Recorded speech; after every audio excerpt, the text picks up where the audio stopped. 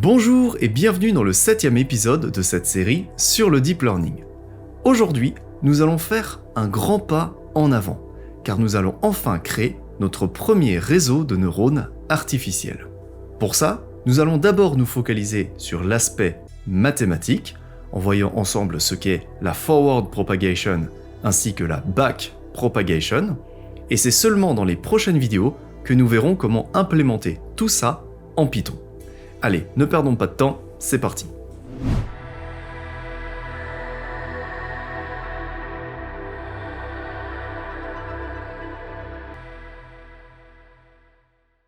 Dans les précédentes vidéos, nous avons vu comment développer des modèles de neurones artificiels, également connus sous le nom de régression logistique. Comme on l'a vu, ces modèles sont parfaits pour résoudre des problèmes relativement simples, comme le fait de séparer deux classes de points linéairement séparables. En revanche, dès que l'on s'attaque à des problèmes plus sophistiqués, ce type de modèle est trop faible pour obtenir de bons résultats. On dit que le modèle est biaisé, car son caractère linéaire représente un biais qui l'empêche de saisir toute la complexité du problème. Donc, pour résoudre ça, ce qu'on fait traditionnellement en machine learning, c'est qu'on améliore notre modèle en rajoutant par exemple des variables x1 au carré et x2 au carré, ce qui nous permet de développer un modèle polynomial. C'est ce qu'on appelle faire du feature engineering, c'est-à-dire de la création de caractéristiques, et c'est un travail qui peut demander beaucoup de temps et d'expertise. Maintenant, dans cette série de vidéos, nous ne faisons pas du machine learning, mais du deep learning. Donc, au lieu de faire du feature engineering, on va améliorer notre modèle en rajoutant d'autres neurones à l'intérieur. L'idée, c'est de laisser la machine apprendre à faire son propre pre-processing ou son propre feature engineering en lui allouant des neurones spécialement dédiés à cela.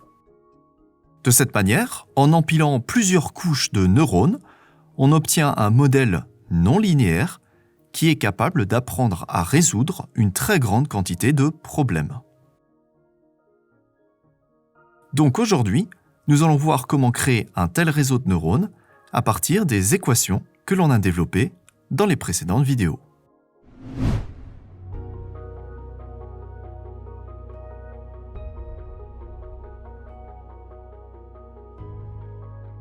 Pour créer notre premier réseau de neurones artificiels, nous allons commencer par ajouter un autre neurone à côté de celui que nous avions déjà construit. Pour bien différencier les deux, on va dire que le premier produit des valeurs Z1 à 1, tandis que le deuxième produit des valeurs Z2 à 2. Ces deux neurones ne partageant pas les mêmes connexions, on va donc créer des paramètres W et B propres à chacun d'entre eux.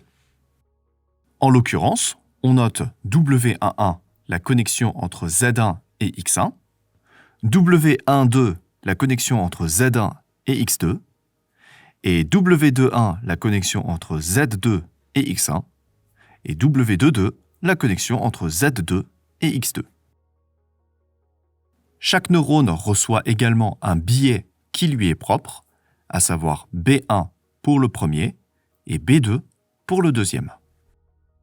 Tout cela nous permet donc d'écrire que Z1 est égal à W11x1 plus W12x2 plus B1, et Z2 est égal à W21x1 plus W22x2 plus B2. Ensuite, pour calculer les activations de chaque neurone, c'est très simple, puisqu'on dit que A1 est égal à la fonction sigmoïde dans laquelle on fait passer Z1, et de la même manière, A2 est égal à la fonction sigmoïde dans laquelle on fait passer Z2.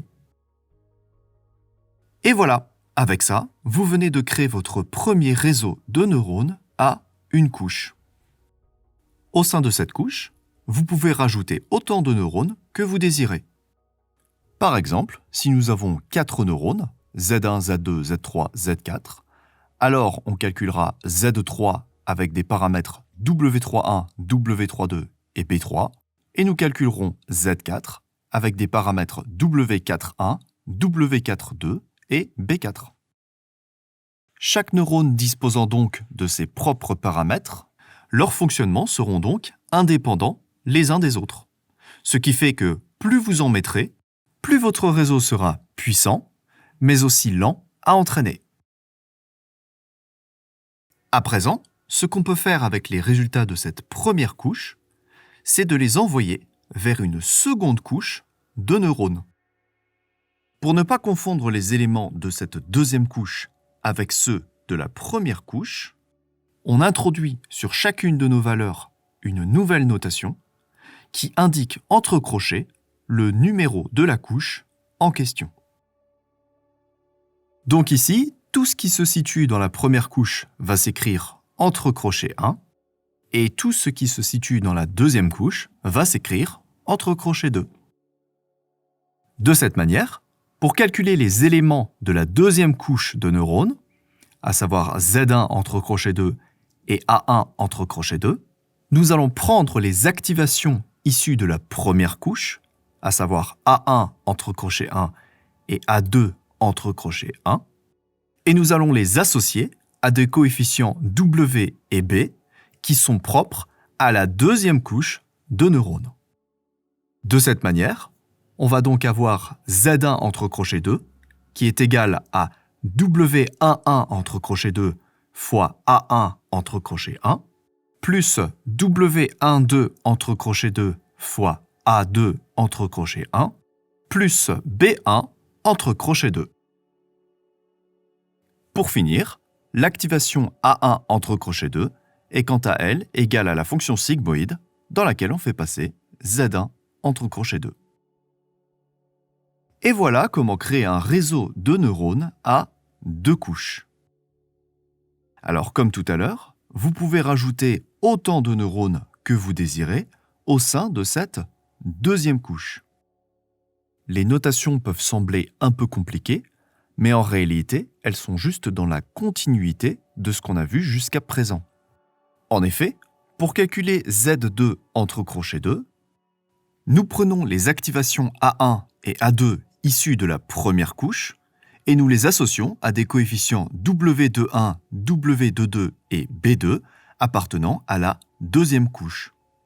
Il en va de même pour Z3 et si vous avez encore plus de neurones, Z4, Z5, Z6, etc., etc. Pour finir, vous pouvez aussi ajouter une troisième couche, et pourquoi pas une quatrième, une cinquième, chaque couche étant construite sur le même principe, c'est-à-dire en prenant en entrée les activations issues de la couche précédente. Et de cette manière, vous pouvez alors construire un très grand réseau de neurones, ce qu'on appelle un Deep Neural Network, d'où le nom de Deep Learning. Vous vous en doutez, plus votre réseau sera profond, c'est-à-dire plus il y aura de couches à l'intérieur, plus celui-ci sera puissant, c'est-à-dire capable d'apprendre des choses très compliquées, mais aussi plus lent à l'apprentissage. Un petit peu comme tout à l'heure, plus on met de neurones à l'intérieur d'une couche, plus celui-ci est lent. Il faut donc trouver un juste équilibre, chose que l'on verra plus tard sur cette chaîne YouTube. Et voilà, avec ça, vous savez désormais comment créer des réseaux de neurones artificiels. Pour résumer, voici les 3 points les plus importants à retenir. Premier point, on note WIJ, le paramètre qui fait le lien entre un neurone I et son entrée J. Deuxième point, on indique entre crochets le numéro de la couche à laquelle appartient une certaine valeur, que ce soit Z, A, W ou B. Et troisième point, pour calculer la valeur Z d'un neurone appartenant à une couche numéro C, on va venir chercher les activations de la couche précédente, c'est-à-dire C-1. Donc par exemple, pour calculer Z1 entre crochet 2, on va venir chercher les activations A entre crochet 1. Maintenant, pour implémenter de tels modèles, nous n'allons pas écrire une à une toutes les équations qui les composent. Dans le cas où nous aurions des milliers de neurones à l'intérieur d'un réseau, ça prendrait beaucoup trop de temps. À la place, nous allons vectoriser l'ensemble de ces équations afin de représenter chaque couche du réseau par des matrices.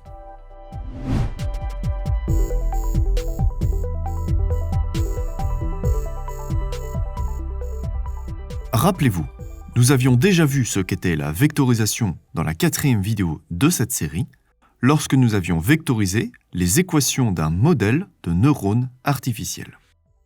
Pour cela, nous avions mis au sein d'un vecteur les paramètres W1 et W2, ce qui nous avait permis, à travers le calcul matriciel x fois W plus b, d'obtenir un vecteur grand Z comprenant toutes les valeurs petit z associées à notre dataset. Eh bien, dans le cas d'un réseau de neurones, nous allons faire exactement la même chose. C'est-à-dire placer les coefficients W11, W12, W21 et W22 au sein d'une matrice grand W, puis également placer les billets B1 et B2 au sein d'un vecteur petit b, pour ensuite effectuer le même calcul que dans les dernières vidéos, à savoir Z égale X fois W plus B, ce qui nous permet d'obtenir une matrice Z entre crochets 1 de M lignes et de 2 colonnes, une pour chaque neurone. Autrement dit, grâce à la vectorisation, on est capable de réunir les résultats de nos deux neurones au sein d'une seule matrice. Et tout ça avec donc un seul calcul. Le grand avantage de cette technique, c'est que si vous voulez rajouter un troisième neurone à votre première couche, alors tout ce que vous avez à faire, c'est d'ajouter une troisième colonne à la matrice W1, ainsi qu'un autre paramètre dans le vecteur B1, et de par le calcul matriciel x fois W plus B, vous obtiendrez automatiquement une troisième colonne, qui correspondra à votre troisième neurone, dans la matrice Z entre crochets 1.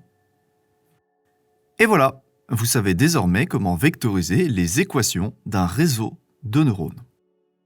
Alors, juste pour information, vous verrez parfois ce calcul écrit un petit peu différemment dans certains livres. En effet, il arrive que l'on préfère organiser les coefficients W et B en lignes et non pas en colonnes, ce qui impose de transposer la matrice grand X et de réorganiser les termes de notre calcul matriciel pour que celui-ci soit compatible au niveau des dimensions. Alors, rassurez-vous, cela ne change absolument rien à notre calcul, si ce n'est le fait de transposer la matrice grand Z1. L'intérêt de faire ça, c'est tout simplement de pouvoir aligner chaque ligne de nos matrices avec leurs neurones respectifs. Donc voilà, ça ne change absolument rien à nos calculs, mais ça rend le tout un petit peu plus compréhensible.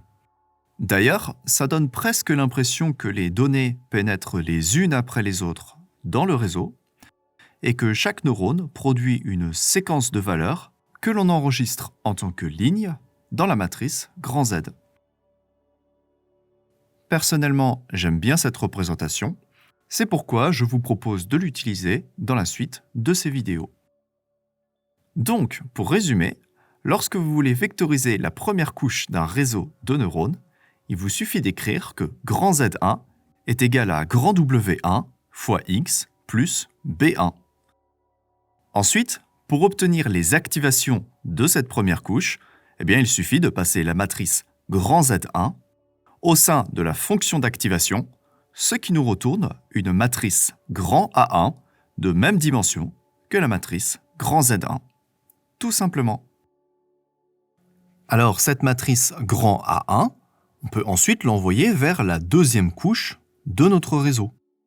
Pour ça, on utilise la même formule que tout à l'heure, à savoir Z2 égale W2 fois A1 plus B2, où W2 et B2 sont les matrices et les vecteurs qui contiennent tous les paramètres de la deuxième couche.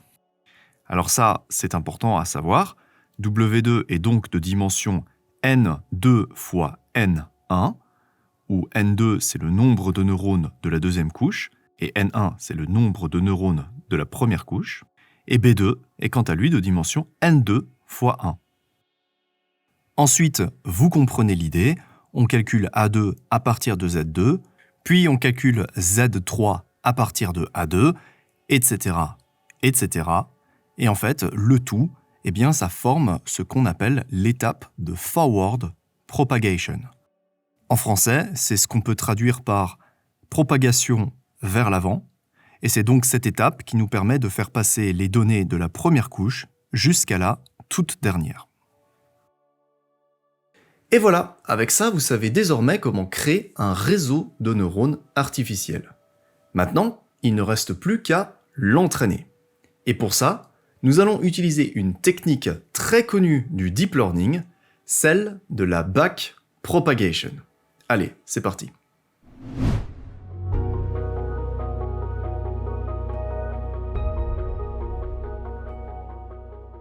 Pour rappel, dans les dernières vidéos, nous avions vu que pour entraîner un modèle de neurones artificiels, il fallait commencer par définir une fonction coût, qui permet d'évaluer les erreurs du modèle, puis de calculer les dérivées partielles de cette fonction coût par rapport aux différents paramètres du modèle, ce qui permet de comprendre comment cette fonction évolue par rapport à chacun de ces paramètres, et pour finir, de mettre à jour les paramètres W et B de façon à minimiser la fonction coût, c'est-à-dire minimiser les erreurs du modèle, et tout ça grâce à l'algorithme de la descente de gradient.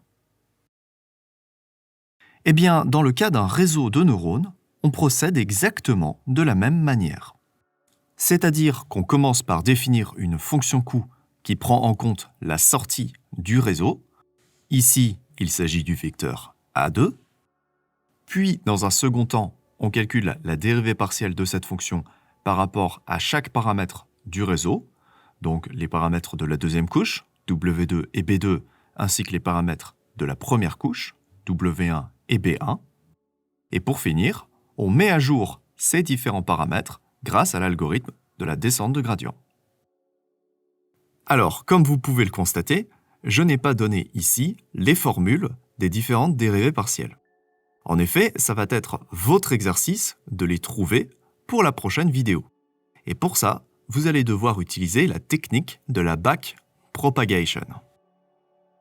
Cette technique consiste à retracer comment la fonction coût évolue de la dernière couche du réseau jusqu'à la toute première.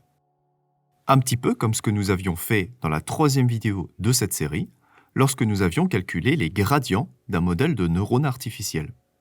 Eh bien, nous avions retracé toutes nos équations de la dernière jusqu'à la première, en calculant la dérivée partielle de L par rapport à A, puis la dérivée partielle de A par rapport à Z, et pour finir, la dérivée partielle de Z par rapport à W et B.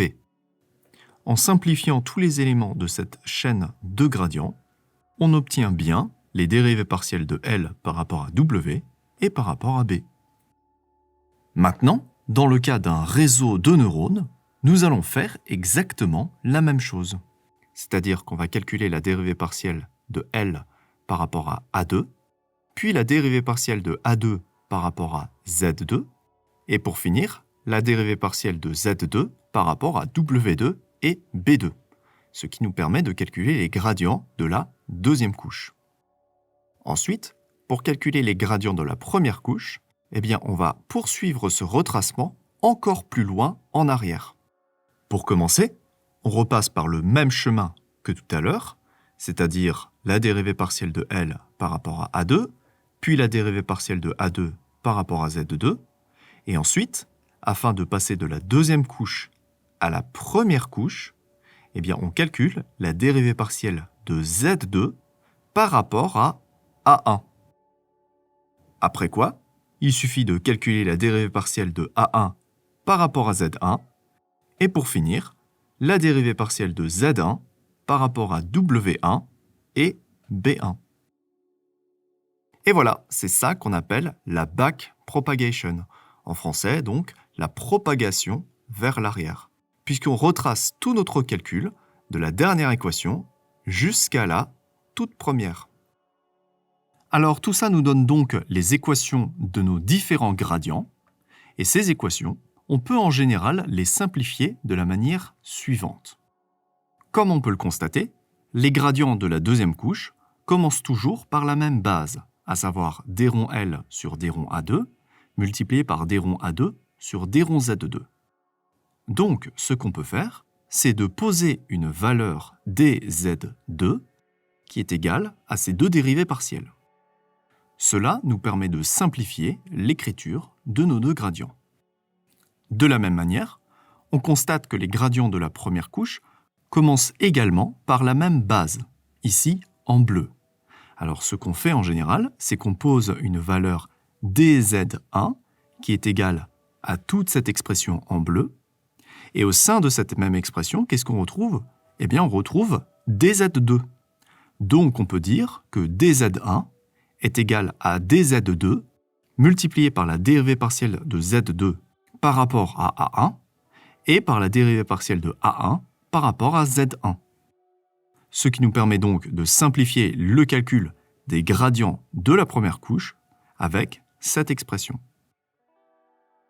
Donc vous, votre mission pour la prochaine vidéo, ça va être de trouver à quoi sont égales ces 6 expressions. Pour vous aider, je vous invite à revisionner ce qu'on avait fait dans la 3e vidéo, où nous avions déjà calculé la dérivée partielle de L par rapport à A et la dérivée partielle de A par rapport à Z. Ça va beaucoup vous aider car ces deux éléments sont présents à plusieurs endroits de nos calculs, à commencer par l'expression dz2. Aussi, pour cet exercice, je vais vous demander de bien vous assurer que vos calculs soient compatibles avec une matrice X de dimension n0 fois m et avec un vecteur Y de dimension 1 fois m. Car comme on l'a vu aujourd'hui, lorsqu'on développe des réseaux de neurones artificiels, on a tendance à transposer nos tableaux X et Y, car cela rend tous nos calculs un petit peu plus intuitifs. Donc, de par cette transposée, on obtient donc des matrices W, B, Z et A, dont les dimensions sont toutes inscrites ici. Donc, en effectuant vos calculs, vous allez devoir vous assurer que les dimensions de vos gradients soient égales à celles de leurs paramètres associés. Car, je vous le rappelle, le gradient d'une fonction, c'est en fait le vecteur ou la matrice qui contient l'ensemble des dérivées partielles de cette fonction. Donc, si nous avons n2 fois n1 éléments à l'intérieur de la matrice W2, alors il est tout naturel qu'on obtienne un nombre n2 fois n1 de dérivées partielles à l'intérieur du gradient de L par rapport à W2. Voilà, je vous souhaite bon courage pour cet exercice. Si vous avez la moindre question, n'hésitez pas à la partager en commentaire. Et je vous rassure tout de suite, c'est un exercice assez difficile, mais je vous encourage vraiment à essayer de le faire, car très peu de gens sont capables de faire ça en deep learning. Donc si vous réussissez à faire cet exercice, alors vous ferez partie des rares personnes à comprendre réellement comment fonctionnent les réseaux de neurones artificiels. Et croyez-moi, vous pourrez être très fiers de vous. Et voilà, nous sommes arrivés à la fin de cette vidéo. J'espère qu'elle vous aura plu et qu'elle vous aura permis d'apprendre des choses. Si vous avez la moindre question, n'hésitez pas à me la poser en commentaire. Je réponds toujours à tous les commentaires.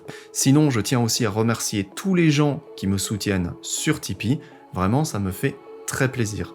Si vous n'êtes pas au courant, eh bien, sur Tipeee, vous pouvez me soutenir avec 5 €, ce qui m'aide beaucoup dans mon travail. Et en contrepartie, eh bien, je vous offre des vidéos bonus spécialement réservées à Tipeee. Au total, il y en a à l'heure actuelle une 20aine et les gens les aiment beaucoup. Donc, allez faire un tour, vous allez voir, vous n'allez pas être déçus. Sinon, bien sûr, je vous invite à rejoindre notre serveur Discord, sur lequel vous pouvez avoir des conversations techniques en machine learning, en deep learning, ou plus généralement sur les nouvelles technologies. Voilà, je vous remercie d'avoir tout visionné et je vous dis à très vite.